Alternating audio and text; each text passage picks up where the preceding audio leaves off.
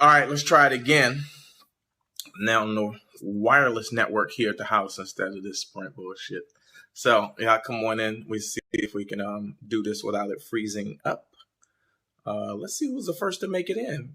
Let's see who pops up first. Come on in. Come on in. Myra Brooks was good. Myra Brooks, ladies and gentlemen. Myra, I think you're the first one in the room. What up, Terrence? Valerie was good. Okay, Watson was good. There's your shout out. Hey, Terrence, you know what it is, man. Just trying to have these conversations, learn some things, share some information, and get some information back. Information in, information out. What's up, Nika? Small Fry Chi-Town was good. Mickey Peterson was good. So we're talking about, let's see if we can get 100 people in here to start the conversation first. Oh, by the way, if anybody has Netflix, watched an incredible documentary last night called Minimalism. Highly recommend that. I want to watch this Diddy documentary, Can't Stop, Won't Stop. So maybe I'll check that out tonight. Sonia ATL is up in here. Well, welcome to the conversation. Yeah. So let's get back to the conversation. Tracy McGee, April is at work. April had to go to the jobby job. So I don't have her on camera today. But tomorrow's Saturday, so I'm sure I'll be able to grab her tomorrow. We'll definitely do something. But we're talking about this case of physical abuse with this gentleman. What city was that? Does anybody know? Anybody know what city that was in? Some of these cities just, what's the name of the Netflix? It's called Minimalism, Wegner. My Destiny, welcome to the conversation. Come on in. Tasha, this your first time checking in? Well, welcome to the conversation. Prayerfully, this video won't freeze up like it was the first time I checked in. And if it does start freezing up, then I'm going to have to check out until I can figure something else out. Yes, but back to the convo. Thank you, Gloria.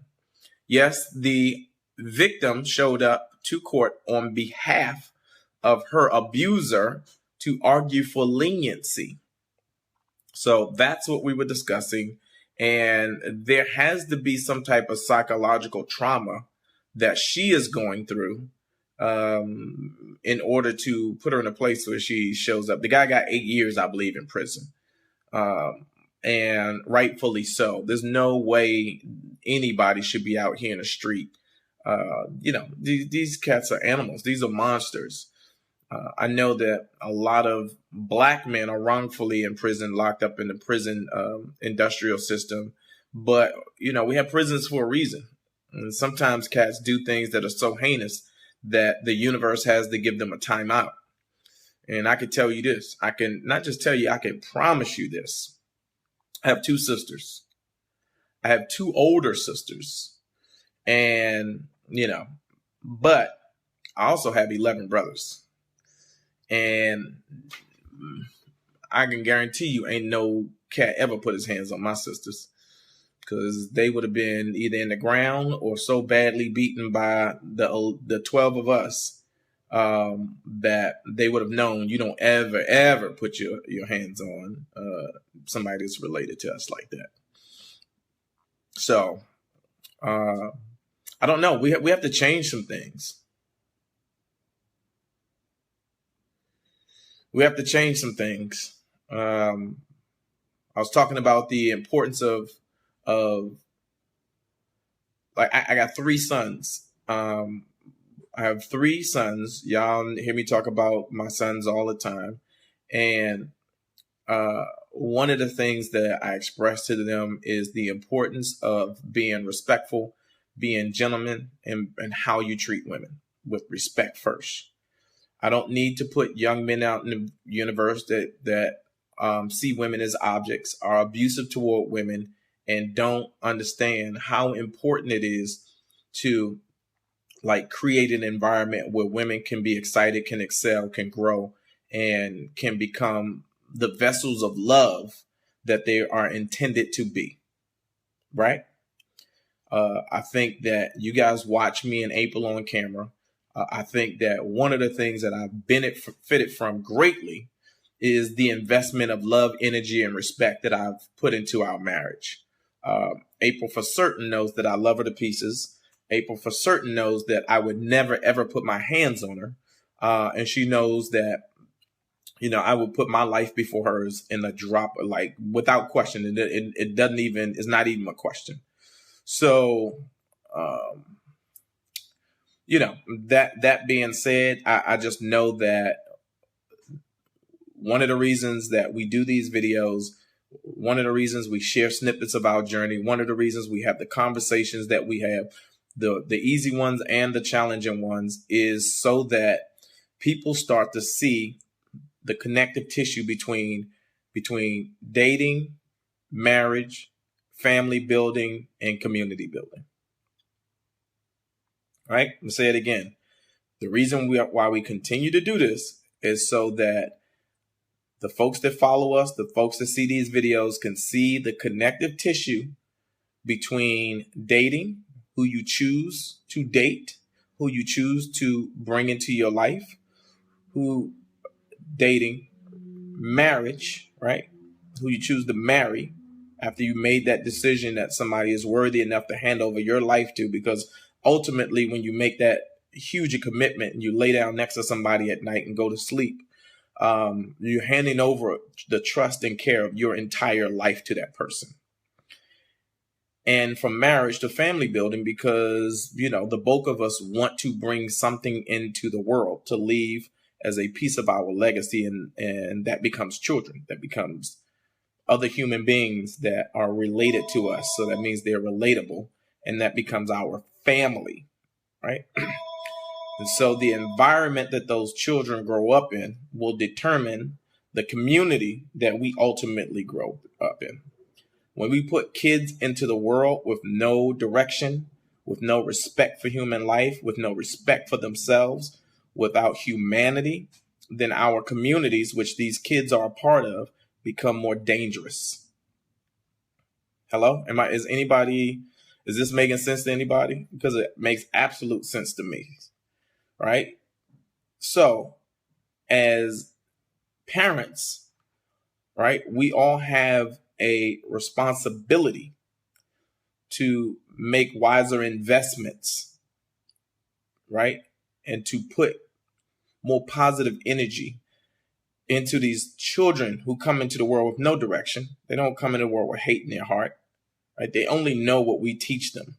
They only know what we teach them and what they see. It's not always the lesson, the words that we see. These kids, they pick up the stuff that they see with their own eyes. So that being said, the choices that we make every day, everything is a choice. Everything is a choice, right? I can go out here right now and choose to do something that will be completely detrimental to the family that I built, to the relationship I built with April, to the online relationship I built with you guys.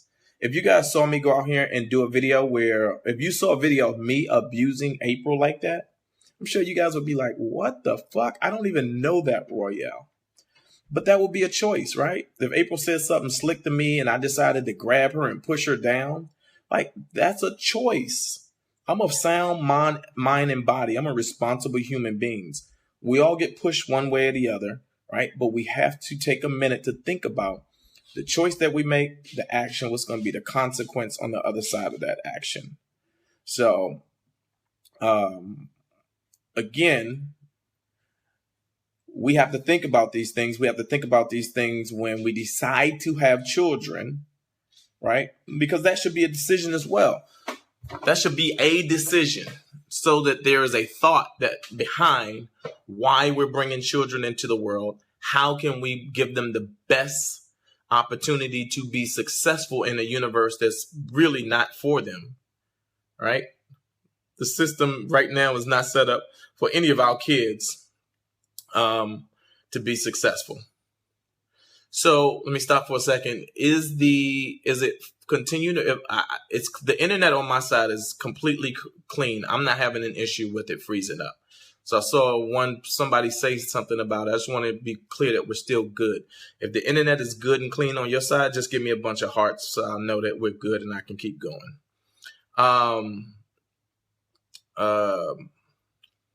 I'm gonna have to research the Wi-Fi in our home and just have it upgraded if necessary. I'll call. A lot of people are saying it's good. It's good on my end. It certainly isn't freezing up at all here. So that being said, thank you, Franklin. Thank all of you guys for just the feedback. I don't know what the answers. I don't know what the answer is. But I just know that the answer for me is starting where I am with my family, with my children, and with the people that are closest to me that, I can show them love, right? Because, some of us come from environments where the only thing we know how to react with and respond with is hate, with anger, with aggression, right? We grew up in these very aggressive environments where if you're not aggressive, you will get run over, right? You guys agree? I grew up in Washington, D.C. It's a very rough city. I grew up in a drug culture of the 80s. And I have to give my mom and dad credit because they brought all 14 of us up in a drug culture and none of us got involved in the drug trade. None of us were locked up because of any of that stuff. And so I feel like we survived it, right? But I do know that it was a very aggressive environment where you had to protect yourself, where you had to be willing to fight if you needed to fight to survive. We didn't grow up in a Mayberry environment where the government and the local government and the local politicians were aware of and had a desire to protect us. We had to protect ourselves. And that's the difference. You know what I mean? In some of these neighborhoods and environments, the Mayberry ones, people's tax money and not just their tax money, but their involvement in local politics affords them a neighborhood where the political system is going to protect them and ensure that there's nobody in their neighborhood that's there to harm them, where they're going to have the best experience, yada, yada, yada. Not the case in the neighborhood I grew up in. We had to do that for ourselves because the system didn't care about our neighborhood, right? We weren't involved politically, right? And until it came time to vote, right? You vote for a president, you vote for the mayor, and then after that, all right back to business as usual. But in a best case scenario, we should all be politically aware and politically evolved and involved all the time, right? We should be banging on our congressman's door. We should be banging on the mayor's door. We should be banging on senators' doors, writing letters, phone calls to tell them this is what we need. The whole political structure of this country is changing because people aren't involved. And they're not involved because they push us to a point and keep us so far up under their thumb that we don't have time to get involved. We don't have time. We're so busy struggling to make ends meet, chasing things that we really don't need, that we don't have time to pay attention. And you know what? When we don't have time to pay attention, there's going to be a real cost associated. There's a real cost associated with not making the time to pay. See that word? Pay attention. There's a cost associated with it all. So I don't know. All right, let me try to. I'm missing the comments. I apologize because they're moving so fast. Yeah, but we have to get from up under the thumb of the universe. Again, that's why I think this documentary Minimalism was so profound last night when I watched it, because it just showed me that we're so busy chasing stuff that just has no value, right? I own so many pair of shoes, and after I watched this documentary, I was like, well, for what? For what? Like, we can't take it with us. And I was even like, oh, I need the same shoes in these 3 other colors, right? Like, but for what? For who? I saw a meme. I'm sure some of you have probably seen the meme it was Mark Zuckerberg, Bill Gates, and who was Minimalism, Terry Gomez, Minimalism on Netflix. So it was Bill Gates, Mark Zuckerberg, and what's the other billionaire's name that was in this photo? Warren Buffett. And those three guys were standing around, and the meme basically said, not a Gucci belt or pair of Jordans in sight. These guys had on clothes that looked like they bought them from Costco, right? But between the three of them, they probably were worth enough money to consider them not the 1%, but the 0.5%. So, and I've never seen photos of them, with Bentleys, Rolls Royce, Wraiths. Certainly they can afford them. They can probably afford to buy the company. But it just goes to show, like, what even the people who have that much wealth, what they're focused on, what they are focused on, what their attention is on. To make us chase material stuff to impress others, but it hurts our pockets. And I completely agree. But, Franklin, that's a great point.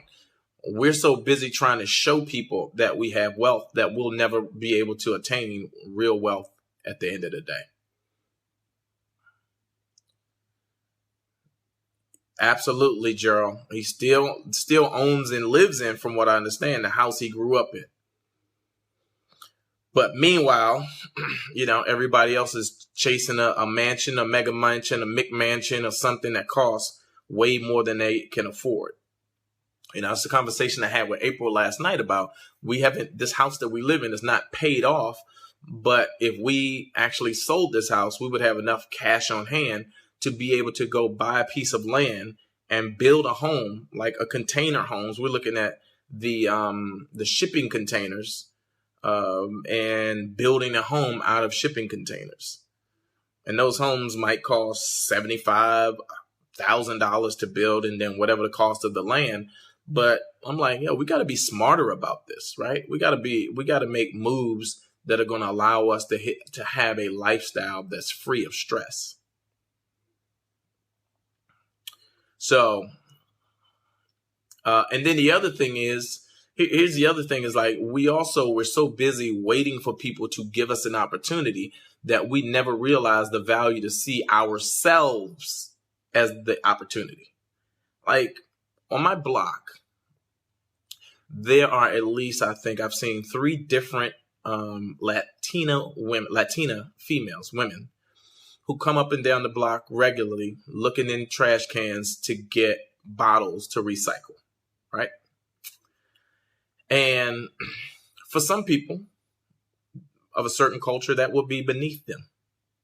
Cleaning toilets will be beneath them. But I promise you, there was a time in my life not so long ago, and you guys have heard me and April speak about losing everything probably 8, 9, 10 years ago now, that even I was considering, like, I need to come up with a new hustle. I wonder if I can, go to some of these restaurants and nightclubs, and they have bottles and cans at the end of the night. Who picks that stuff up? That stuff is worth money. Recycling is big business, and you just need to have a hustle, right? What's the hustle that you can get going? Derica, money is money. It's the same green money, the same paper, right? But what's your hustle? I always ask people this. What is your other hustle? You might have the thing that you do that brings in enough money to keep a roof over your head, the lights on, and food on the table, right? But what is the other hustle that you have that's going to allow you to bring in that second piece of financing so that you can take that second piece of financing as a deposit on you pursuing your purpose and your passion, right? What's your other hustle? You got your 9 to 5, that's cool. Stay focused on your 9 to 5 because you need that. But what's the other hustle that allows you to stack some bread so that you can use that as down payment on you pursuing your purpose and your passion? When I wake up every day, I get to do some form of comedy, right? Anybody that's been following us that knows my history knows that I started out doing stand-up comedy. I've never had a job outside of this entertainment business. So whether it's producing comedy, directing comedy, writing for television and film, this is my passion. I wake up hungry to do this. Some days hungrier than others. Right now, I'm hungry as shit. So Gerald, if you have a jewelry business, I wear those. I don't have them on now, but I love those bead bracelets. My brother Raymond makes them as well. I've given him 2 or 3 opportunities to send me some stuff. But again, if the price is right, I love those bracelets because I don't believe in gold and silver and diamonds. I don't believe in, that stuff. But I wear bead bracelets. I love them. Outside of this thing this chain that April bought me when we were dating, which used to have a cross on it. No longer has a cross because, well, I'll get into that another time. My own belief system about religion and all of that stuff. Alicia, shout out to you for having a thrift store in your home. Rhonda with the rental properties. As me and April continue to grow this platform, we spend a lot of time. I spend a lot of my time reading everything, responding to everybody, right? This platform has exploded recently, but last night I spent 2.5 hours responding to everybody that inboxed us, right? Making sure everybody had their information, trying to get these t-shirt orders together to start going out. And because I believe in it, but I also believe that there's a real opportunity to grow something that is going to have value for everybody that's connected to us. At some point, we'll put up a site, and those people who have home-based business or your own businesses will be able to help you guys market and promote yourself. I'm happy to do that. I ask people not to advertise on the page because what I don't want is our page cluttered with advertisement, and then what happens is we start getting spam, and that becomes problematic. But what I am going to build in is opportunity for once a month or once a week or something to showcase the business of somebody that our family members. So, this isn't something that April and I are just doing. We believe in this. We believe in the relationship with you all. We consider you all family. Michelle, shout out to you for the refurbished antiques. That's big business. That is huge business. But again, you guys got to give yourself an opportunity to build something bigger than what's being handed to you, right? Each of us has something else that we could be doing. And it just starts with the choice. It just starts with giving yourself permission to go and do it, right? There is no such thing as failing. There's only trying and learning, right? You try, you learn, you get some information, and you get some new information. And then you go back and make some adjustments. Don't listen to people who tell you what you can't do. Don't trust your instincts. If you have something you believe in, it's your purpose and your passion. Like, we're not here by accident. We're here for a reason, right? God, the universe, sent each of us here for a reason. We have a specific thing that we're here to do. We have to move all of the noise and the junk of our life out of the way so that even we can see it more clearly. Nika, shout out to you for the radio station. Build it. There's enough resources out there in the digital space for you to build whatever you believe in and build your audience. Find a way to cultivate your audience. April and I built this from scratch. We're going to hit 100,000 followers, I think, in the next couple of days, right? And to you all, I will share the presentation for a television show that we did. Yeah, you don't learn. You learn more when things don't work than when they do work, I believe, right? You can celebrate the things that work, but the things when something doesn't work, you ever put a car together or engine or some shit together and it's not working and you have to pull it apart, you learn more. So, all right, I'm down to the last few sips of my coffee. And I got a lot of work to do. It's Friday. April's worked all week. I'm really thinking about a pack a bag situation for her. I wish I can, I may actually do this. I'm going to tell y'all what I'm thinking about. I'm thinking about going online and finding 2 flights or finding flights for me and April to go to New Orleans tomorrow. Isn't the Essence Fest this weekend? I'm really thinking about telling April to pack a bag and instead of driving to a hotel, driving to the airport and, spending our Saturday in New Orleans at the Essence Fest. That might be kind of fly. I don't know. I got to look at the logistics of it to see if I can make it work and put on after I do t-shirts and walk around the Essence Fest and say hello to some folks and take some pictures. So that being said, I got to get to the office. I hit the gym earlier today. We're going to talk about health and wealth in another conversation when I can get April here, because I went to the gym. I go to the gym regularly. I really think we have to do a better job of keeping ourselves in great physical shape, as great a shape as we can be in, so that we can live longer, healthier lives, right? So we can be a resource to the children that's coming behind us. All right. I think that's all I have for right now, ladies and gentlemen. Like I said, I got some work to do. I appreciate you all. You know, me and April love y'all to pieces. Please continue to share the platform. Please can tell your friends to join the conversation. I believe that we have a real opportunity. April and I had a long talk the other night about that mom to mom organization and the desire or need to grow that organization into a larger national network, because women need a support system that I don't see exist right now. Based on the conversations that we had, there has to be a national network for women to be able to support one another when they're in these cities without family, without a friendship and support system. So again, if it doesn't exist, somebody has to build it. And, we're not afraid to have that conversation about how we can do it with you all. So, all right, I got to go to work. Love y'all. Everybody take care of yourself. Happy Friday. If April gets off early, then we'll go live again later today. This was much better experience. So now I'll start using the Wi-Fi at the house and not Sprint's bullshit Wi-Fi. But y'all be safe, be careful, drink water, stay hydrated. And if you have a question or you need us to respond to something, feel free to inbox us. All right. Peace and love.